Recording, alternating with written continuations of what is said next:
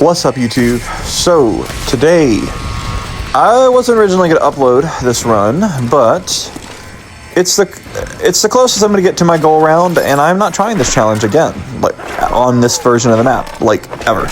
This was all very hard. I did not know how the decoys worked. I didn't know it could teleport me, and that's what screwed me out of my goal round. But I figured out that since I had the same setup with the weapons I had at that time, that I would have made it through the round I was on like I had the one before. It would have made my goal round. I'm 120% confident I would have, had I not like teleported myself to a random spot of the map by complete accident using these decoy devices that I didn't know worked that way in the box. The other time I got them, I threw them, they were just blowing things up. But anyway,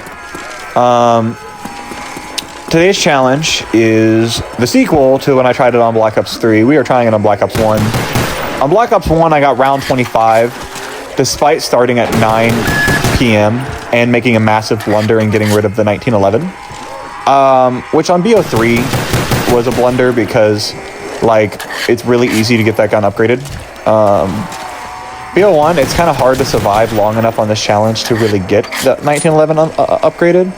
And since there's no gobblegum that works like PhD flopper, doing the no power challenge and then having explosive pistols is actually a bad idea, because you'll blow yourself up because you don't have access to PhD on this version.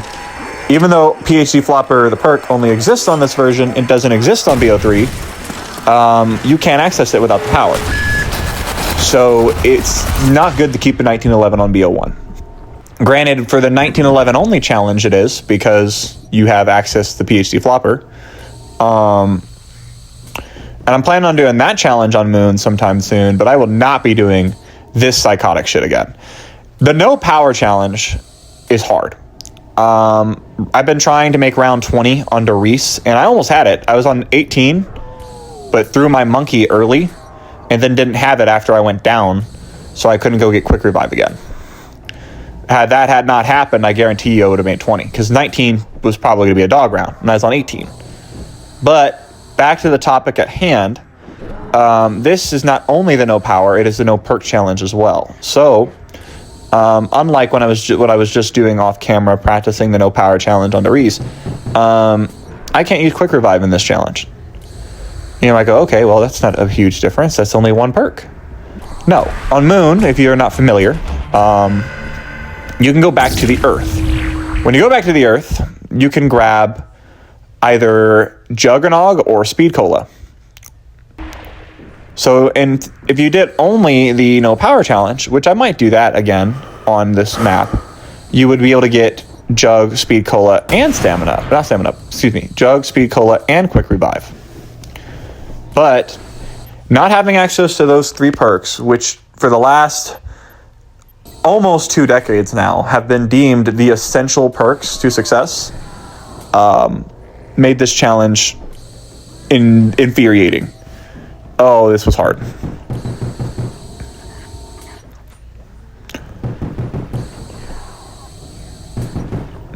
A thing that makes this challenge a lot harder than BO3 is, if you're not familiar with BO1, you've only played the newer generation ones, this game is the 2-hit system. So you get hit twice, you die. Now granted, you can regenerate and get back to max health, but your maximum health is 2 hits. One zombie has a chance of double swiping you. So any given zombie can instantaneously kill me if they get within hitting range, if they're right in front of me. Occasionally they can do it from the side or from behind you, but it's a lot less likely to get double swiped if they're not directly in front of you.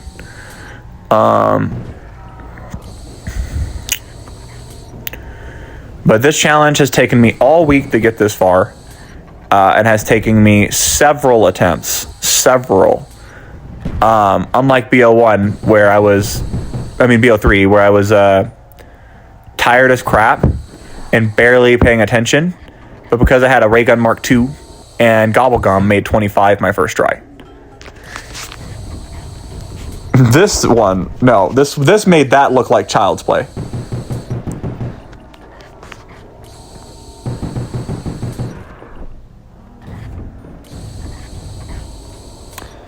Honestly, though, making it as far as I did on this under these circumstances, I definitely want to see how much farther I can make it when I have perks. That I think will dramatically increase the amount of waves I can make with the power off, bro.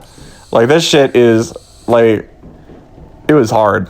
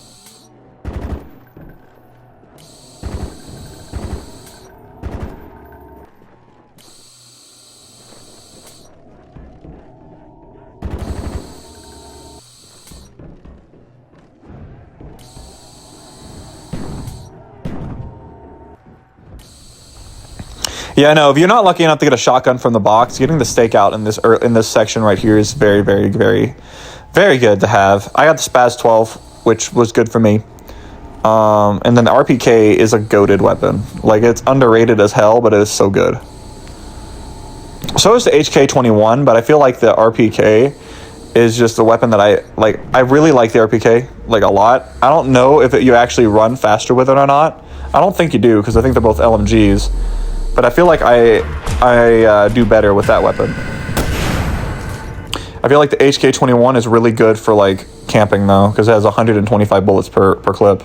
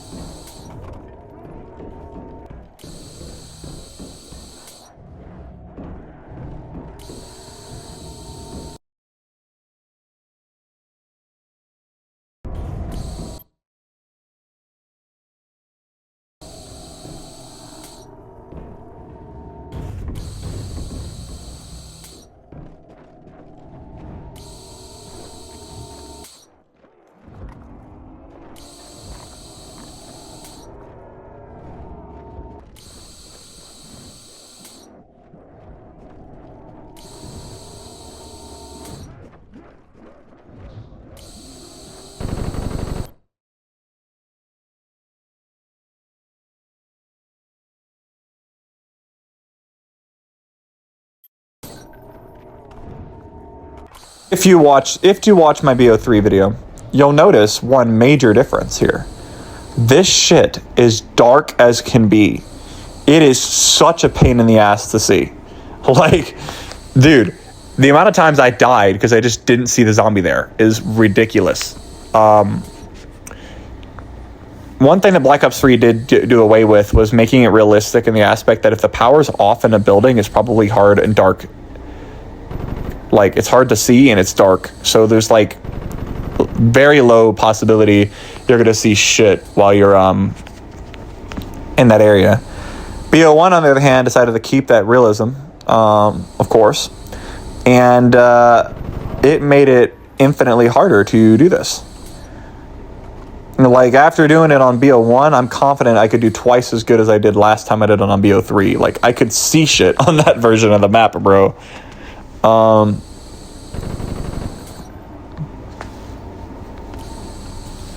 Yep, baronies.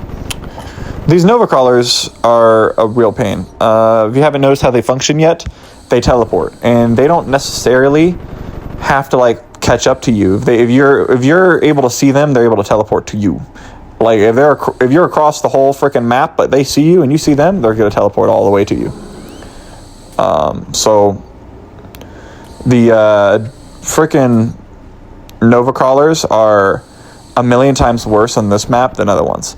Also, I think had I had dog rounds, I would have made like 20 plus, because like the dog rounds would have been really easy on this map, but there's no dogs on Moon, so yeah, this was a really, really rough challenge.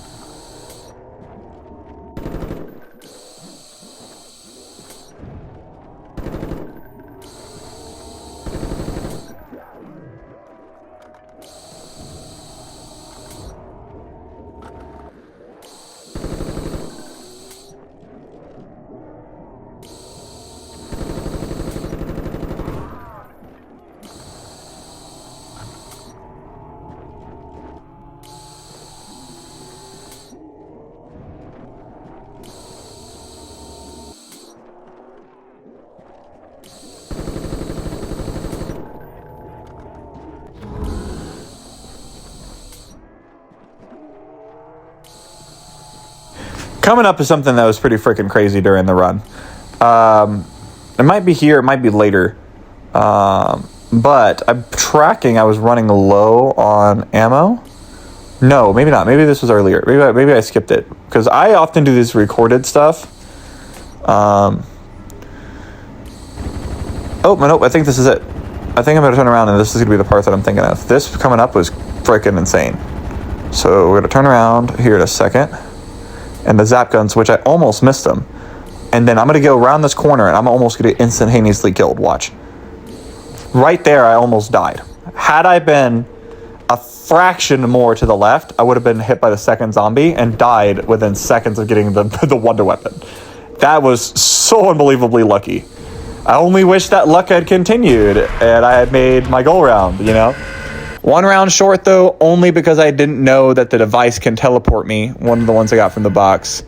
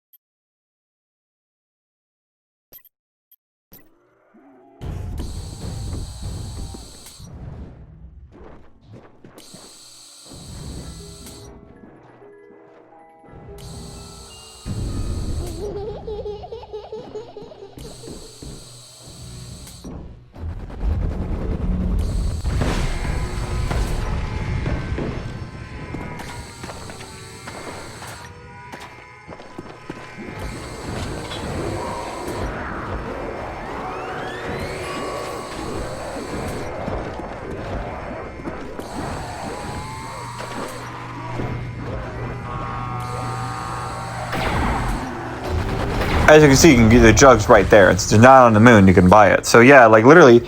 Also, if you watch my past videos, a while back I did the no power challenge by itself on BO3, not no power and no perks, and I made like 27, I believe, which shows I've gotten better at zombies because I made 25 with no power and no perks on BO3, and pretty down close to that on this run here on BO1.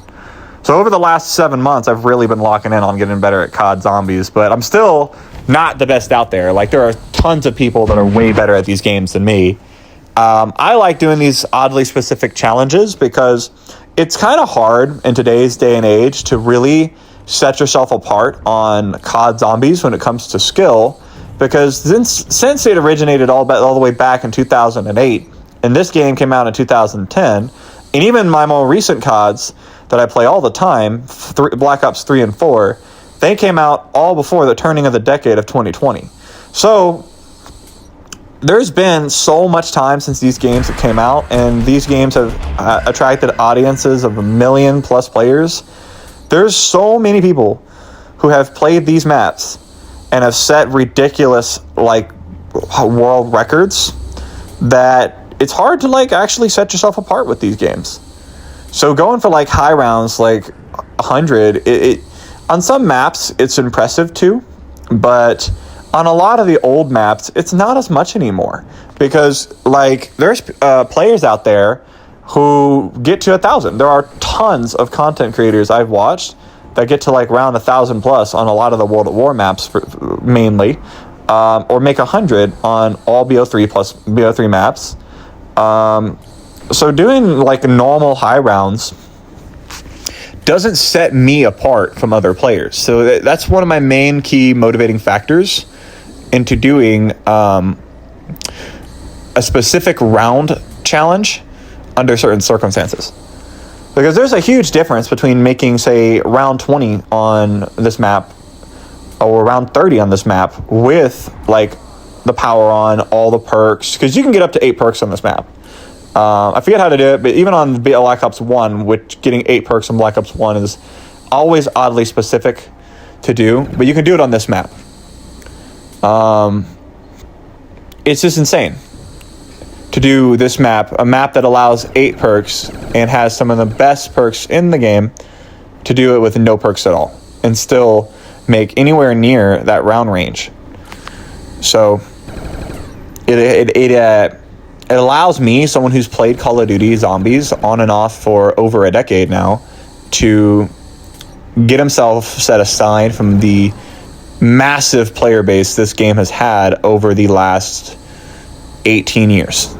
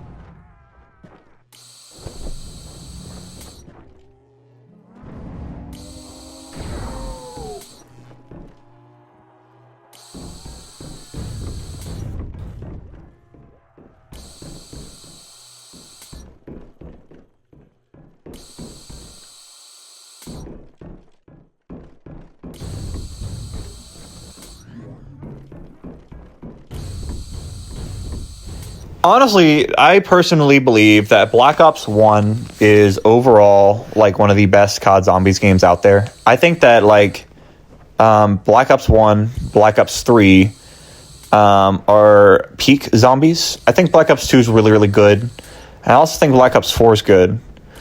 And I'm not dissing Black Ops 5, but I don't think 5 and 6 really captured zombies as well as 1 and 3 did. I think there's definitely aspects of 4 that I like a lot more. 1, 2, 3, 5, and 6 all have it where they heavily rely on you getting like Juggernog, Speed Cola, Quick Revive, and all that stuff. While 4 has an entirely different perk system. And so I like it because it's refreshing from its peers. But it has a lot of good maps, and retrospectively, it's really good zombies. But there's something very rewarding about playing these old zombies, and it's hard to capture that in the video without you having actually experienced these games. But even if you're playing completely normally, allowing every perk, all sources of magic, box, perks, pack-a-punch, power, Black Ops 1 is significantly harder than newer Call of Duties. There is a reason why people would brag about making round 20 on these older games, while in the modern titles, round 20 is just a warm-up. Granted, it can still be hard in BO3 on certain maps, but past that, most COD zombies, right, like 20's not hard. My first time ever playing BO6 was after I hadn't played COD Zombies since I had deployed, so I had already been longer than that. It had been months prior to that I stopped playing zombies. And I had never played BO6 at all before. So first time playing, what's it called? Liberty Falls. Made round 27, 28, I think. And I'd never ever played the map, or BO6. And it was a very different system than the old ones. It was just easy, though. Now, it is fun, though. The Shattered Veil and Liberty Falls, and even Terminus are fun maps. Terminus is challenging. I played the Tomb, and on my first try, I got 19. So, like, the newer maps really make 20 and lower not seem like a big deal. But if you made 20 back in the day on these maps on BO1, you were good at the game because it took skill to do that.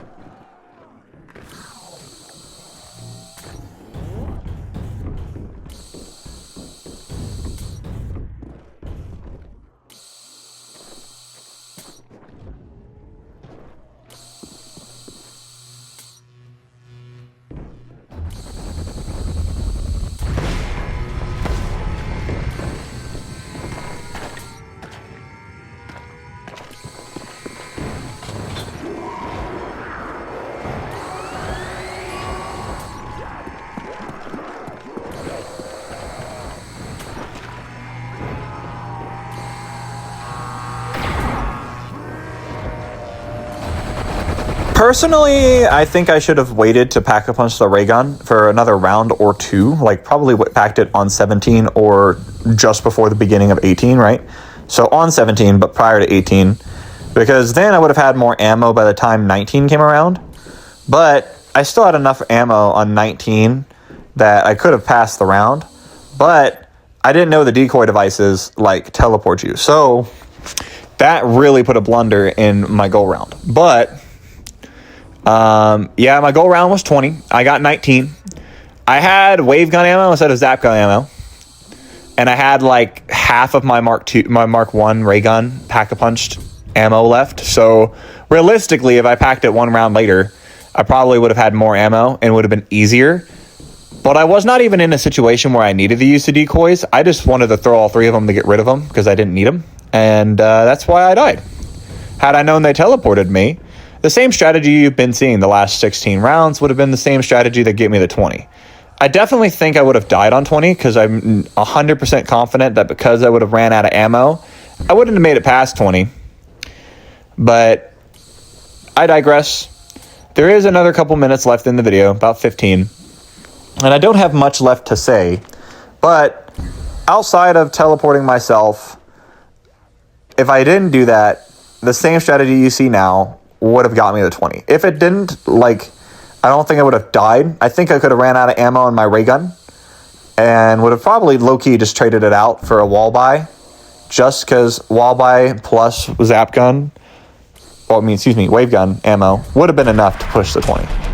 And this challenge, although it was a little fun, was so hard that when I hit 20, I was planning on going to like the room that's right outside the spawn room where you can jump off the cliff and just die by going out of bounds. I was planning on just jumping out of bounds and killing my character anyway.